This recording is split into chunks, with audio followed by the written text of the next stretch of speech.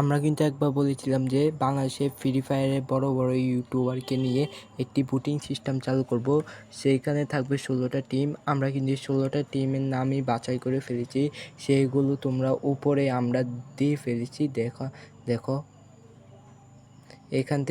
এখানে আমরা 16টা team collect করেছি। এখানে তোমরা মনে কষ্ট পেও না, আমরা আবার যেগুলো ইউটিউবার বাদ দিয়েছে তাদেরকে নিয়েও ভোটিং সিস্টেম চালু করব।